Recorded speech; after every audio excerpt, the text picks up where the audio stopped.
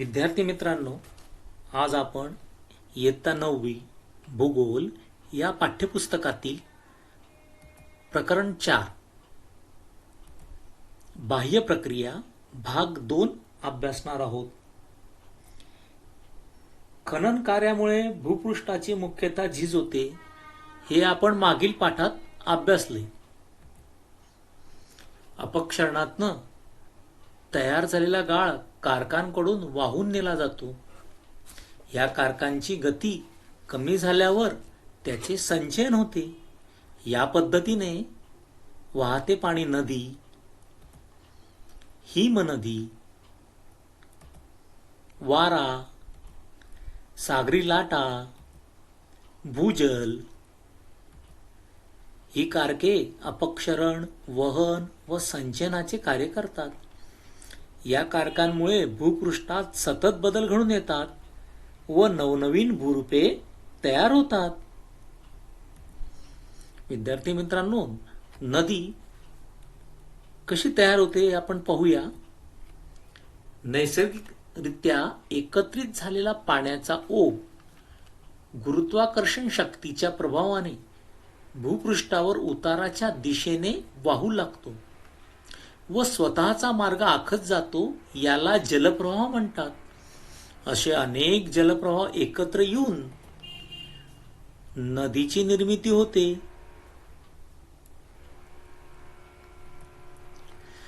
भूप्रदेशाचा उतार, खडकांचा प्रकार, नदीतून वाहणाऱ्या पाण्याचे प्रमाण व वेग, प्रवाहाची लांबी, नदीतील गाळाचे प्रमाण इत्यादी घटकांवर नदीचे खनन, वहन व संचयन कार्य अवलंबून असते. विद्यार्थी मित्रांनो, आता आपण पाहूया नदीचे खनन कार्य. नदीचा उगम समुद्र सपाटीपासून खूप उंचावर होतो. तेथे नदी खूप वेगाने वाहते. त्यामुळे तिची झीज करण्याची शक्ती जास्त असते. नदीच्या वेगवान प्रवाहामुळे व तिच्यातील रेती, दगडगोटे यांमुळे तसेच तिला येऊन मिळणाऱ्या अनेक उपप्रवाहांमुळे नदीच्या तळाचे व काठाचे खनन होते. आता नदीच्या खनन कार्यातनं कोणती भूरूपे तयार होतात हे आपण पाहूया. घळई. घळई म्हणजे खोल दरी व अरुंद दरी होय. घळईचा उतार अत्यंत तीव्र व जवळजवळ असतात. व्ही आकाराची दरी. व्ही आकाराची दरी नदीच्या उगमाकडील भागात तयार होते. नदी प्रवाहाच्या पृष्ठालगत उभे खनन वेगाने होते. त्यामुळे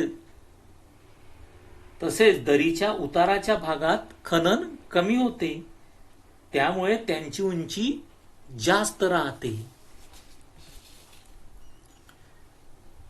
धबधबा. ज्या ठिकाणी कठीण खडक व मृदू खडक अशी रचना असते त्या ठिकाणी मृदू खडकांची झीज होते आणि धबधब्यांची निर्मिती होते. विद्यार्थी मित्रांनो, आता नदीचे वहन व संचयन कार्य पाहूया. पर्वताच्या पायथ्याशी उतारात बदल झाल्यामुळे नदीतील भरड गाळाचे संचयन या ठिकाणी होते.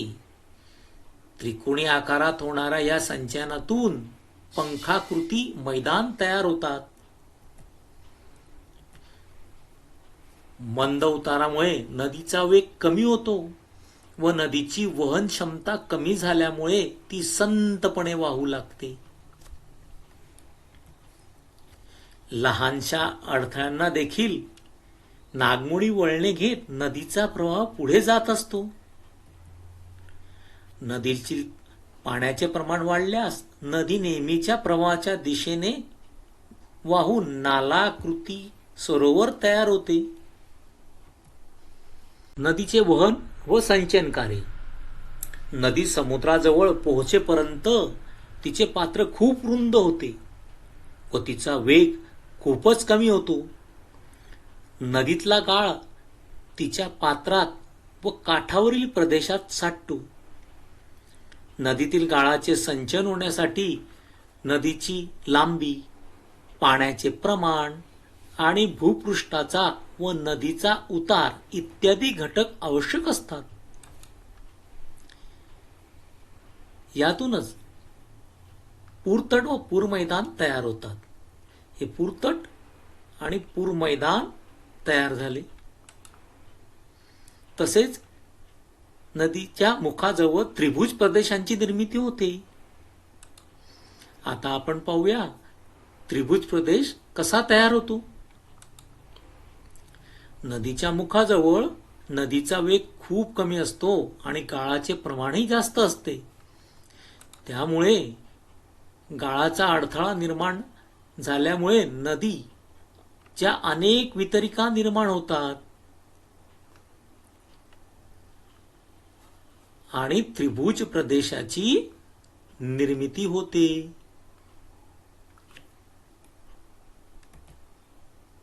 विद्यार्थी मित्रांनो, आता आपण हिमनदीचे कार्य व भूरूपे अभ्यासूयात. ज्या प्रदेशात तापमान गोठणबिंदूच्या खाली असते अशा प्रदेशात हिमस्वरूपात वृष्टी होते. हिमवृष्टीमुळे भूपृष्ठावर हिमथर तयार होतो. हिमाच्या प्रचंड वजनामुळे हिमथर भूपृष्ठाच्या उतारावरून घसरू लागतो. दाब व घर्षण यामुळे थरांच्या तळाशी जमिनीलगत असलेले बर्फ वितळू लागते आणि हिमनदी अतिशय संतपणे उताराच्या दिशेने सरकू लागते. आता आपण पाहूया हिमनदीचे खनन कार्य. वेग कमी असला तरी बर्फाचे वस्तुमान जास्त असल्यामुळे हिमनदी आपल्या तळाचे व काठाचे खनन कार्य मोठ्या प्रमाणात करते. या हिमनदीच्या खनन कार्यातून हिमगवर या ठिकाणी खनन झाले. गिरिशृंग तयार होतात. त्यानंतर यू आकाराचे दरी, तळाचे आणि काठाचे खनन झाल्यामुळे यू आकाराची दरी तयार होते. लोमती दरी, या प्रकारे लोमती दरी तयार होते खनन कार्यातनं. आणि मेषशिला. आता आपण पाहूया हिमनदीचे वहन व संचयन कार्य. नदी वाहताना आपल्याबरोबर गाळ वाहून आणते. या गाळास हिमोड म्हणतात. हिमोडाच्या संचयनातनं भूहिमोड, पार्श्वहिमोड, मध्यहिमोड, अंत्यहिमोड असे 4 प्रकार पडतात. हे पहा, हे मध्यहिमोड आणि पार्श्वहिमोड. नदीचे वहन व संचयन कार्यातून हिमोडगिरी तयार होतात. हिमोड कटक तयार होतात आणि मेषशिला. विद्यार्थी मित्रांनो, आता आपण पाहूया वाऱ्याचे कार्य व त्यामुळे तयार होणारी भूरूपे. वाऱ्याचे खनन, वहन व संचयन कार्य मुख्यतः वाळवंटी व कमी पावसाच्या क्षेत्रात जास्त प्रभावी असते. या प्रदेशात कायिक वितरण जास्त असल्याने खडकांचा भुगा व वाळू मोठ्या प्रमाणात पसरलेली असते. येथे वहन कार्यात अडथळा कमी असतो. वाळूचे कण खूप दूरपर्यंत वाहून नेले जातात व ज्या ठिकाणी वाऱ्याचा वेग कमी होतो अशा ठिकाणी वाळूचे संचयन होते. आता आपण पाहूया वाऱ्याचे खनन कार्य. वारा आपल्याबरोबर लहान मोठ्या आकाराचे वाळूचे कण, दगड इत्यादी पदार्थ वाहून नेतो. वाऱ्याच्या मार्गातील खडकावर हे पदार्थ घासल्याने किंवा आपटल्याने खडकांचे खनन होते. यातूनच भूछत्र खडक तयार होतो. त्याचप्रमाणे वारा वाहत असताना मृदू खडकांची झीज होते, त्या मानाने कठीण खडकांची होत नाही. त्यामुळे मृदू खडकांची झीज झाल्यावर यारदांग असे भूरूप तयार होते. वाऱ्याचे संचयनकारी. वाऱ्याबरोबर वाहणारे वाळूचे कण निरनिराळ्या आकारमानाचे असतात. यातील सूक्ष्म कण खूप दूर अंतरापर्यंत वाहून नेले जातात व तुलनेने मोठे व जड कण कमी अंतरापर्यंत वाहून नेले जातात. वाळवंटी किंवा कमी पावसाच्या प्रदेशात या वाळूचे संचयन होते. यामुळे काही वैशिष्ट्यपूर्ण भूरूपांची निर्मिती होते. वालुकागिरी. बारखंड. वारा वाहतोय त्यामुळे अशी वालुकागिरी तयार होते आणि त्याच्या विरुद्ध बाजूला वाळूचा कमी थर दिसतोय. यालाच आपण वालुकागिरी, बारखंड असे म्हणतो. आता आपण पाहूया वाराचे संचयन कार्य. वाऱ्याच्या संचयन कार्यातनं सैप वाळूच्या टेकड्या तयार होतात. याप्रमाणे उर्मी चिन्हे तयार होतात. लोएस मैदान. खूप दूर अंतरापर्यंत सूक्ष्म वाळूचे कण वाहून नेल्यावर लोएस मैदान तयार होते आणि वरचा थर वाहून गेल्यानंतर असं प्रकारे हमादा तयार होतं. विद्यार्थी मित्रांनो, आता आपण अभ्यासूया सागरी लाटांचे कार्य व भूरूपे. सागर किनारी प्रदेशात सागरी लाटांचे खनन, वहन व संचयनाचे कार्य करतात. वारा, भरतीय ओटी यांमुळे सागर जलाची हालचाल होते. त्यामुळे लाटा किनाऱ्याकडे येतात. किनाऱ्यावरील खडकांच्या भागात या लाटांच्या मारांमुळे खनन घडून येते. पुळणीसारख्या मोकळ्या जागेत लाटांकडून संचयन घडून येते. आता पाहूया सागरी लाटांचे खनन कार्य. लाटा किनाऱ्यावर येऊन फुटल्यानंतर पाणी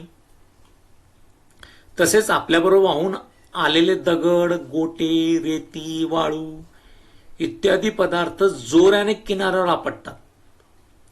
यामुळे किनाऱ्याची झीज होते. सागरी लाटांचे द्राविक व रासायनिक क्रियेमुळे देखील किनाऱ्याची झीज होते.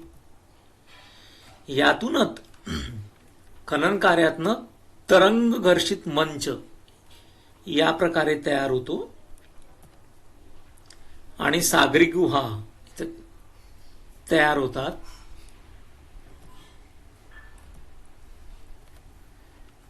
सागरी कडा तयार होतात आणि अशा प्रकारे सागरी कमान या खनन कार्यातनं तयार झालेली ही भूरूपे आहेत. विद्यार्थी मित्रांनो, सागरी लाटांचे संचयन कार्य अभ्यासूया. किनाऱ्याची झीज झाल्यामुळे सुटे झालेले पदार्थ सागर तळावर साठतात. भरती, ओहोटी या पदार्थांची किनाऱ्याकडे व परत सागराकडे हालचाल सुरू असते. यामुळे हे पदार्थ एकमेकांवर आपटून बारीक होतात. अशा पदार्थांचे संचयन लाटांचा प्रभाव कमी असलेल्या किनारी भागात होते आणि यातूनच पुळण, बारीक वाळूची पुळण तयार होते. हा वाळूचा दांडा तयार होतो संचयन झाल्यामुळे. आणि खाजण सरोवर संचयनामुळे हे खाजण सरोवर तयार झाले. विद्यार्थी मित्रांनो, आता आपण अभ्यासूया भूजलाचे कार्य व भूरूपे.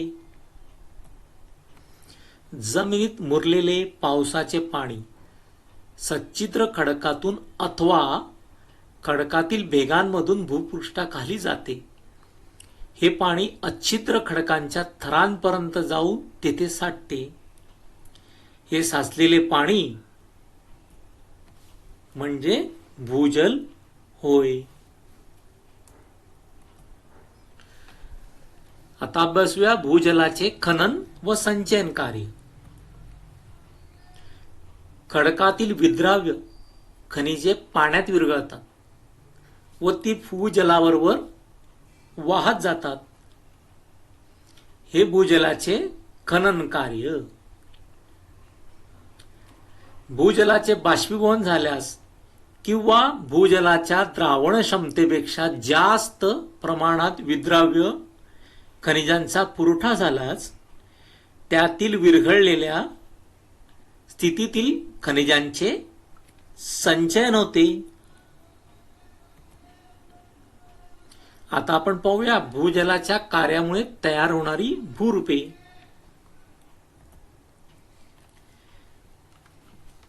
असे विलेय छिद्र तयार होते. चुनखडीच्या प्रदेशातील खनन कार्यामुळे चुनखडीच्या प्रदेशात गुहा तयार होतात आणि क्षाराचे संचयनामुळे अधोमुखी व ऊर्ध्वमुखी लवणस्तंभ तयार होतात. विद्यार्थी मित्रांनो, कसा वाटला पाठ? या पाठातील सर्व मुद्दे आपल्या वहीत लिहावी. धन्यवाद.